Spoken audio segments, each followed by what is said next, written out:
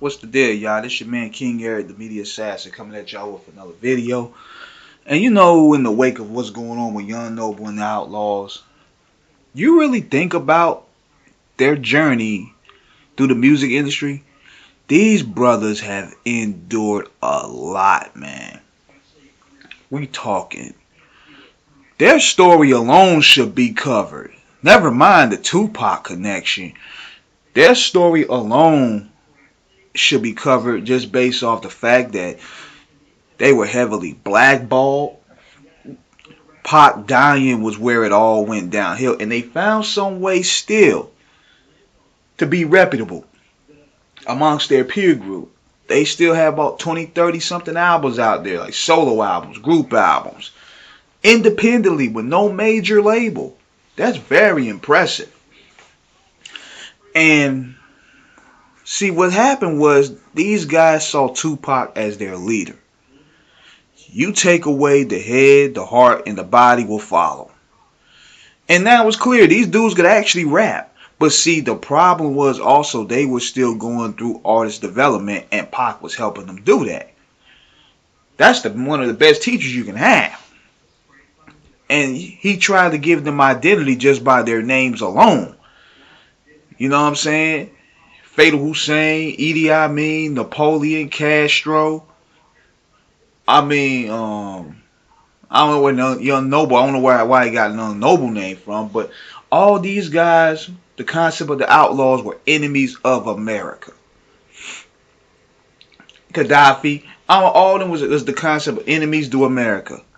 So that gave them identity. But they still had that Jersey accent. And it made them sound alike at times. I'm talking about with Fatal, Napoleon, Gaddafi. When you really listen to some of their records together during the Death Row heyday, even when I listen to All About You, Fatal and Gaddafi sound so much alike. I couldn't even tell it was two different outlaws.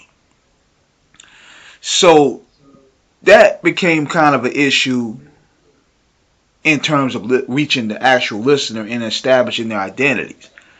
So then they signed to Death Row. They did an album on Death Row called Retribution, which clearly was Pac inspired.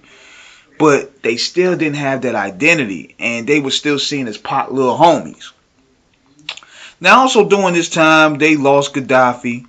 Fatal leaves the group. So that leaves, at the moment, Idi Amin, Castro, Napoleon, and Young Noble. Storm isn't a part of the group. She left. But you gotta look at it like this, man. They were directionless and they were young and also blackballed. Then they were dealing with grief. All this stuff they were dealing with in a tailspin, man. So they finally get the four-man group. They get all these issues sorted out. Now they're dealing with a new challenge, and that's blackballing. Puff Daddy, P. Diddy, whatever you want to call him, was running the game. Then later on, Jay-Z was running the game. See, this affected the Outlawz because these were the people that Tupac was at war with. And now they at power positions. We talking Jay-Z, Dr. Dre, Snoop Dogg, Bad Boy, Nas, Mobb Deep. All the niggas that Pac was going to war with are now platinum artists. They're now running labels. They now shot callers. And these guys were under Tupac when, Tupac and Death Row were running things and had the game on smash. So, in return, the Outlawz couldn't get no music played. They couldn't get no spins if they wanted to. Nobody really wanted to collab with them because they don't want to mend a relationship with Jay-Z or Diddy. So the only thing they really had going was, working with Pac's associates and friends. It was really that bad. However, you really think about it, look at the timeline. Afeni did some type of deal with Interscope to license Tupac music that was unreleased from the Death Row era. We talk about Are You Still Down? That covers from Thug Life, Me Against the World, Strictly for My Niggas. Then you had Until the End of Time, Still I Rise, and Better Days. All those albums went multi-platinum, and the song Baby Don't Cry helped them guys finally establish an identity. Like, we were able to put the faces to the voices now, and we knew who they were now. So that's what made Still I Rise stand out as one of the best Tupac post-release albums, is because we finally knew who the Outlawz were, and they had their own identity, their own voices, and everything. Cause we were able to put a voice to the face, and that "Baby Don't Cry" video helped. So they were still being salty about being blacklisted though, and that still played a role. So I remember when I had Double XL 2000, when they went to war with everybody. Them niggas was dissing Shine, they were dissing Nas, they were dissing Mobb Deep, Eminem, Dr. Dre, Bad Boy, Jay-Z, you name it. But in return, that was also a bad look, because I remember the bad press they used to get in return for that. Because there was a section in Double XL where people were actually able to write, and they would print out the emails and the letters in the magazine. And nobody was feeling what the Outlawz were doing. But I understood the chip on their shoulder because they were blackballed. Then later on, you have Napoleon and Noble. They would clash because, see, the differences is between Noble and Edie. If they knew they would have to thrive in this industry, we got to squash men these fences. Because this is a relationship built business. And the guys that we happen to went to war with, them niggas is the one giving the deals, or they're the ones on top. So Edie and Napoleon, they caught a lot of heat for this. They started trying to mend fences with Tupac's enemies, whereas you had Fatal, you had Napoleon, and Castro, who even though left the group, they was on that. Nah, fuck all that, man. We bad boy killer over here. They wanted to keep that 1996 pop energy, but Edie and Noble know, they was like, nah, we can't keep doing that. We getting older now, man. So that led to them parting ways. Napoleon turned Muslim and went as Muta. Castro left the group. Fatal would come back until his fortunate death, but that left Edie and Young Noble to carry the group name.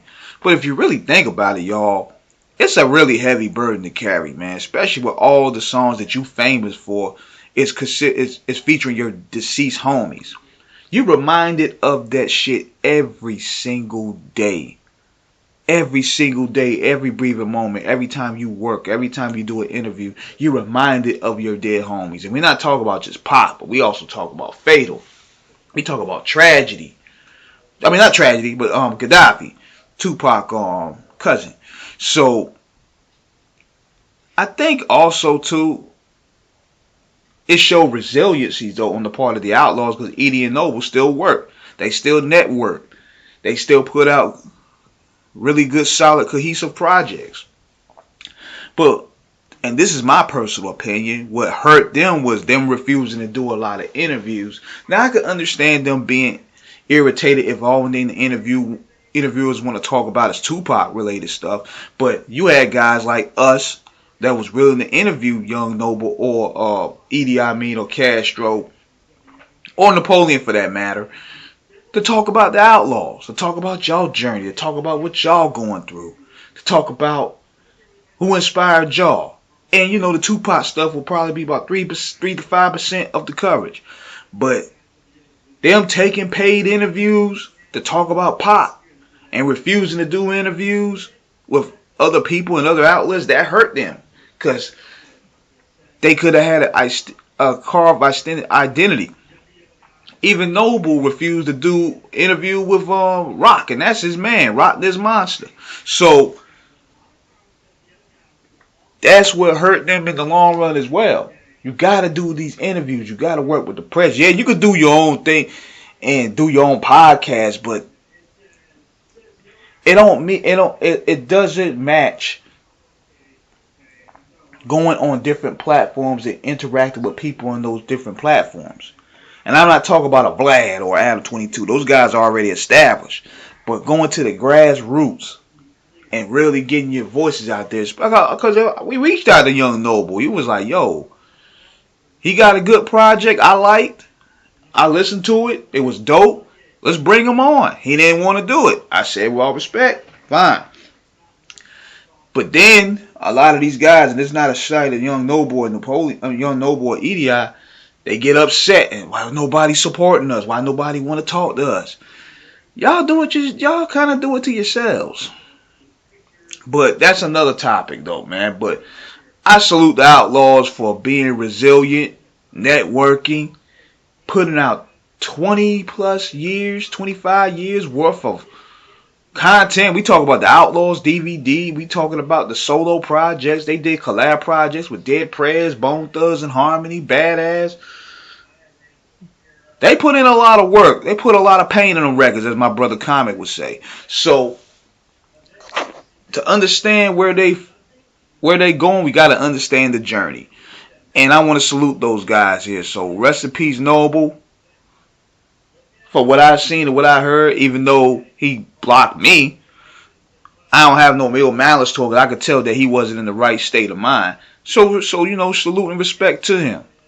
Salute and respect to the Outlawz for not letting Tupac death really hold them back. They still put out some timeless records. So that's all I want to say about that. So let me know what you guys think in the comments. Subscribe, hit the like button, holla.